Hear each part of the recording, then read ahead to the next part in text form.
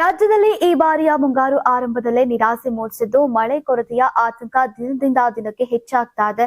June 1ರಿಂದ 15ರವರೆಗೆ ಕರ್ನಾಟಕದಲ್ಲಿ ಒಟ್ಟಾರೆ 71% ಮಳೆ ಕೊರತೆ ದಾಖಲಾಗಿದ್ದು, ವಿಶೇಷವಾಗಿ ಕರಾವಳಿ ಮತ್ತು ಮಲೆನಾಡು ಪ್ರದೇಶಗಳಲ್ಲಿ ಪರಿಸ್ಥಿತಿ ಮತ್ತಷ್ಟು ಗಂಭೀರವಾಗಿದೆ.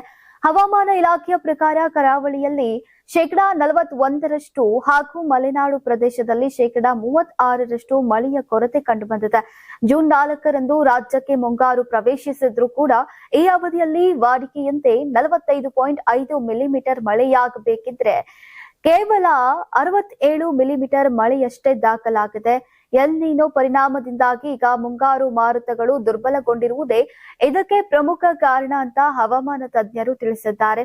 ಮಳೆಯ ಕೊರತೆಯ ಜೊತೆಗೆ ರಾಜ್ಯದ ಹಲವು ಭಾಗಗಳಲ್ಲಿ ಉಷ್ಣಾಂಶವೂ ಕೂಡ ದಾಖಲಾಗಿದ್ದು, ಕಲಬುರಗಿ, ಬಳ್ಳಾರಿ, ರಾಯಚೂರ, ವಿಜಯಪುರ ಸೇರಿದಂತೆ ಹಲವು ಜಿಲ್ಲೆಗಳಲ್ಲಿ ತಾಪಮಾನ 40 ಡಿಗ್ರಿ ಸೆಲ್ಸಿಯಸ್ ಗಡಿ ದಾಟಿದೆ. ಇದರಿಂದ ಬೇಸಿಗೆಯ ವಾತಾವರಣ ಇನ್ನೂ ಮುಂದುವರಿದಂತಾಗಿದೆ.